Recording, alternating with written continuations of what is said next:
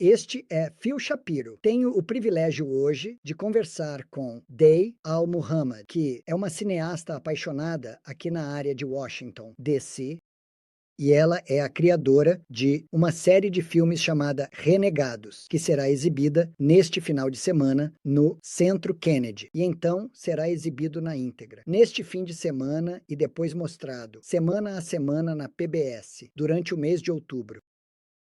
Day, é um prazer conhecê-la. Conte-nos um pouco sobre a série, como ela surgiu. Claro, eu adoraria. Renegados é uma série de 5 curtas-metragens com duração de 10 a 12 minutos. E eles são realmente projetados para um público digital. E o que eles fazem é mostrar as vidas de figuras históricas diversas e pouco conhecidas com deficiência, e explorando especificamente suas contribuições para a sociedade americana. E esses elementos únicos da cultura de deficiência.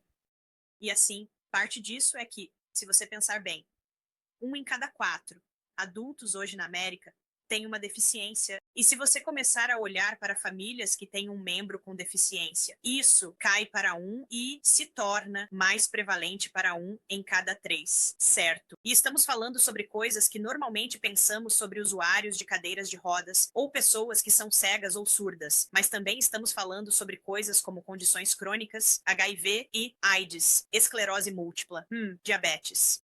E o que acontece é que, se você pensar na maneira como contamos histórias sobre deficiência e sobre isso como uma comunidade, geralmente é ou essa história quase de pena, ou é esse outro elemento de superação, como se essa terrível tragédia tivesse acontecido comigo e agora eu a superei. E minha vida é, você sabe, melhor do que era antes. E o fato é que nenhuma dessas coisas é realmente verdadeira para pessoas reais. E assim, uma das coisas que queremos fazer é contar histórias incríveis e divertidas, sabe? Para capturar os elementos dinâmicos desta comunidade, estamos capturando fragmentos da história das mulheres e de minorias raciais e étnicas. A deficiência é igual, e basicamente é isso que Renegados representa. Aposto que a série de filmes será muito interessante para professores e bibliotecários, e eu estava lendo na biblioteca pública, onde trabalho em Tacoma Park. Havia uma mulher, acho que da Inglaterra, que escreveu um livro sobre deficiências, e era simplesmente fabuloso. Isso abriu minha mente. Me ajuda a pensar sobre as coisas. Me dá a oportunidade de evitar colocar o pé na boca. É meio bom passar um dia sem colocar o pé na boca, sabe? Isso me torna mais consciente, confortável e feliz por estar em um mundo com pessoas com deficiência. Absolutamente. E como eu disse, queremos capturar todo o espectro. Então fizemos um piloto em, eu quero dizer, 2021, e falamos sobre Kitty O'Neill. E ela era uma dublê ousada e corredora, e por mais de 30 anos, durante a maior parte da década de 70, ela deteve o recorde de velocidade terrestre para mulheres, e eu digo às pessoas que especifiquei que ela detinha o recorde de velocidade em terra para mulheres, porque ela fez essa primeira corrida no deserto de Albert, em Oregon, e superou o antigo recorde por mais de 100 milhas por hora.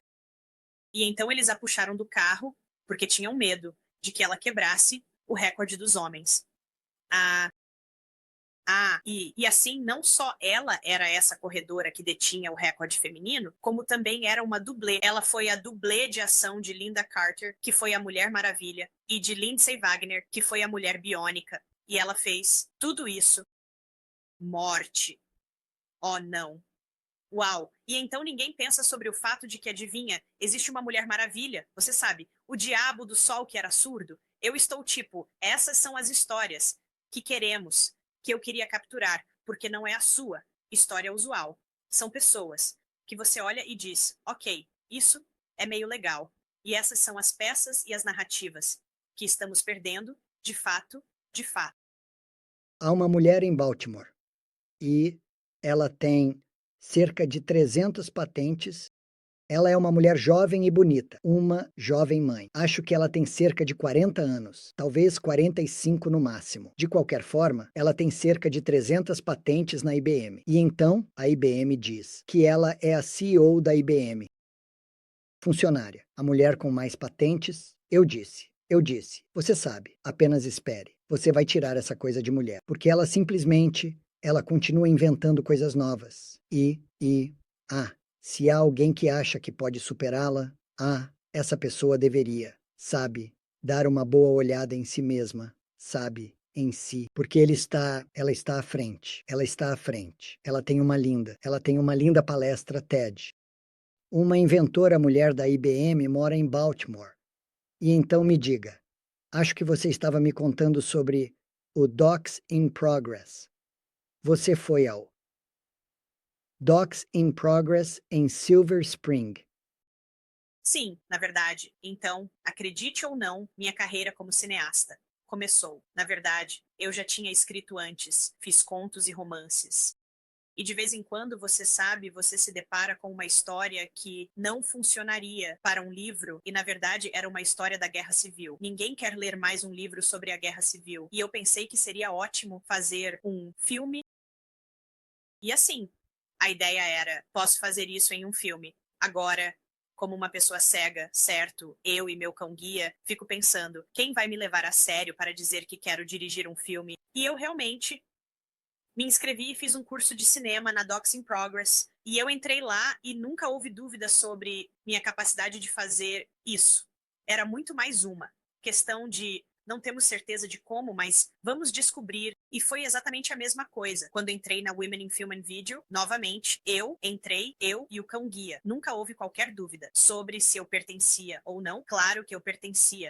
Foi apenas um como você faz isso, e eu fui recebido com curiosidade e um interesse compartilhado e engajamento. E assim, eles estavam interessados em mim como cineasta, em vez de se preocupar com o que eu poderia e não poderia fazer. E assim, naquela primeira aula no Docs in Progress, surgiu o trailer do meu primeiro filme, The Invalid Four. E então, em uma reunião na Women in Film and Video, depois que terminei o filme, tive a chance de me encontrar com Kate Pearson na televisão pública de Maryland. E eles são grandes apoiadores de cineastas locais. E aquele filme acabou sendo exibido na televisão pública. Portanto, de muitas maneiras, eu atribuo absolutamente minha carreira a entidades como Docs in Progress, Minute Film and Video e o apoio da MPT para cineastas locais. E foi daí que tudo começou. E a partir daí veio a confiança para construir essas ideias maiores. Isso é ótimo. Tive a chance de me encontrar com Erika, que é uma das cofundadoras do Docs in Progress. Ela é autora de livros e ela deu uma palestra sobre seu livro muito interessante há apenas um mês. Em Greenbelt, Maryland, é lá que ela mora. E ela estava na biblioteca pública. Então, eu tive um interesse renovado na Docs in Progress. Ela cofundou isso. E então eu acho que ela saiu depois de cerca de 10 anos. É um monte de trabalho. Acho que ela era a diretora executiva. Quando fiz minhas aulas lá, Você fez, sim, uma pessoa muito fácil de gostar, muito fácil de gostar. E ela teve um público cativado para sua palestra sobre o livro na biblioteca. Ela deu a palestra por cerca de 1 hora e meia e simplesmente o tempo voou. é um ótimo livro. Sim, você leu, você viu o livro sobre confiança criativa? Sim, sim, é um livro muito bom. Sim, eu li. Sim, sim. Há mais alguma coisa que você gostaria de acrescentar sobre isso? Pode me contar, estou curioso, quais foram suas experiências no sistema de bibliotecas públicas? Na verdade, sou um grande fã de bibliotecas. Eu sou tão fã de bibliotecas que me casei com uma bibliotecária. Então, não. Uhum. Então, de muitas maneiras, a biblioteca pública é uma das instituições mais subestimadas e mais poderosas que temos neste país. Se você pensar na ideia, este é um lugar onde você pode obter conhecimento gratuito.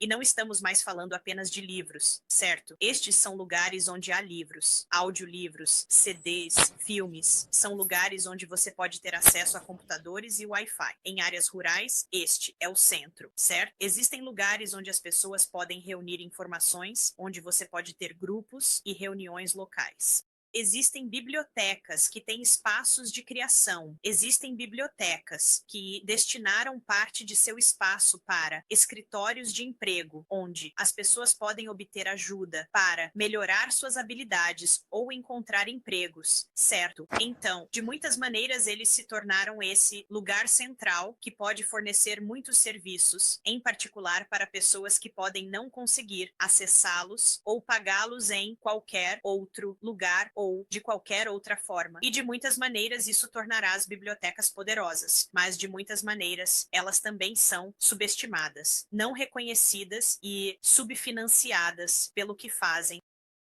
Aqui em Maryland, temos uma biblioteca para cegos bastante forte. Não temos. Na verdade, temos. É realmente ótimo. Na verdade, eu estive lá e vi que bem, Maryland tem um porque eu consegui as gravações de áudio disso, mas o que está em Washington, D.C. também é realmente ótimo, porque eu já estive no da MLK e vi muitos dos equipamentos. Sim, biblioteca MLK. Estou tão impressionado com a consideração da coleção deles e a qualidade da equipe.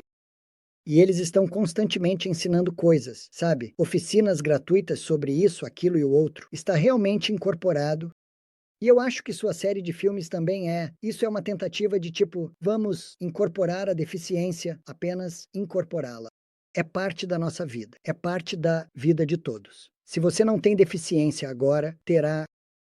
Certo, certo. Está lá e é, é uma grande parte do que pensamos como a vida americana, certo?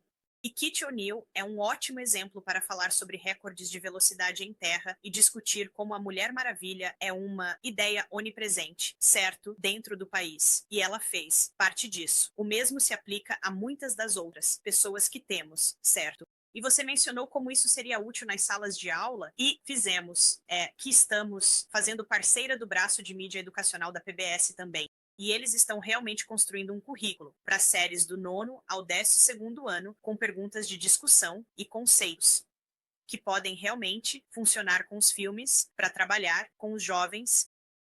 Sim, eu acho que a maneira de fazer isso funcionar é ter o filme. E então ter os materiais de aprendizado que acompanham, que são fornecidos aos professores, e o professor e a escola só precisam se envolver. Eles não precisam necessariamente ser. Isso não é necessariamente um fardo em termos de novo trabalho. Eles apenas dizem: "Ei, você sabe o quê? Estamos entrando a bordo."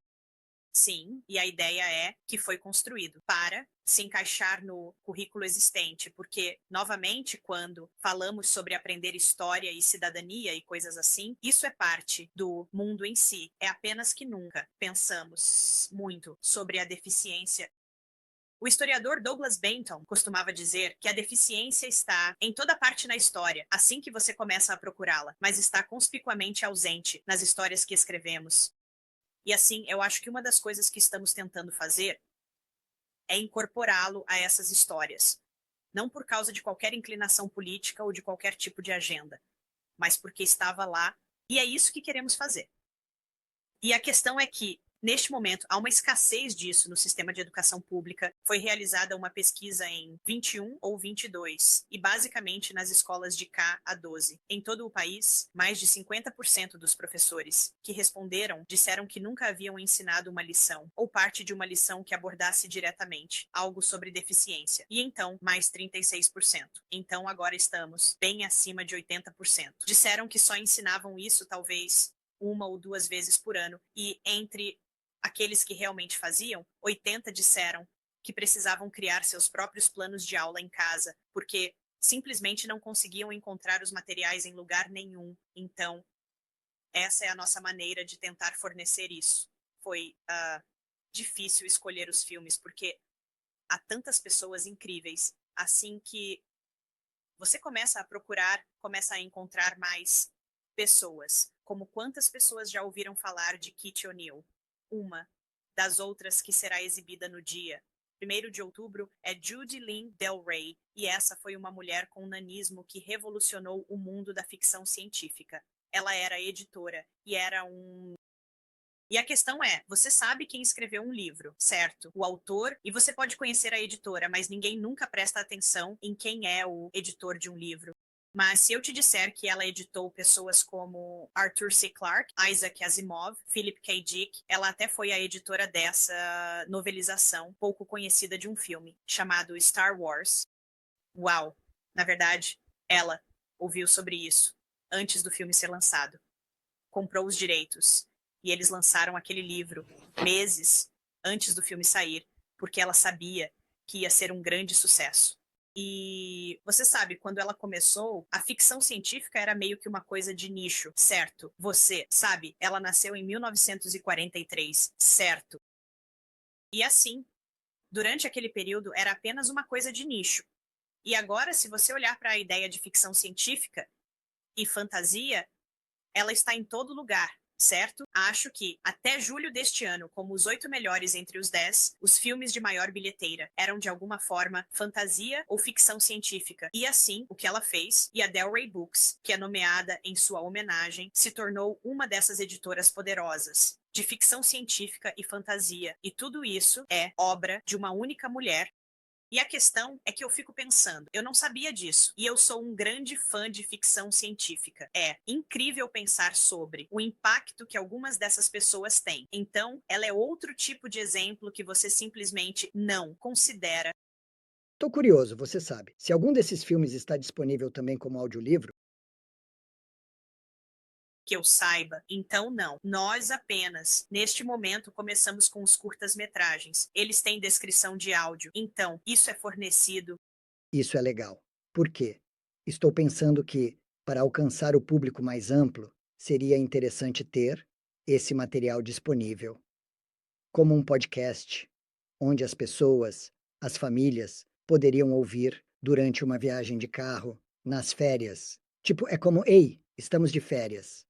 A propósito, vamos ouvir algumas coisas, sabe? Sim, também há possibilidades interessantes de conversa. Quando as famílias estão em um carro e os pais podem ter mais tempo livre do que teriam, de outra forma, em uma semana de trabalho agitada. Então, Muito verdade. Sim, não, eu ia dizer, não que tivéssemos pensado nisso ainda. Então, neste momento, estamos apenas começando. E, como eu disse, são apenas esses curtas-metragens. E eu acho que o que estamos esperando é entusiasmar as pessoas sobre eles, para que algumas digam: ei, talvez devêssemos investigar essas pessoas mais a fundo. Talvez alguns deles mereçam uma biografia completa, para realmente aprofundar e reconhecer seu impacto.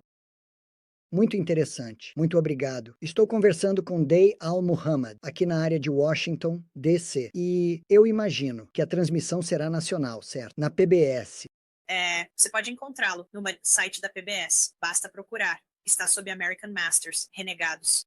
Ó, eu amo American Masters. Ó, deixa eu te contar. Isso é o melhor que tem na televisão, sabe? American Masters. Eu adoro essa série. Muito obrigado. Até a próxima. Tchau.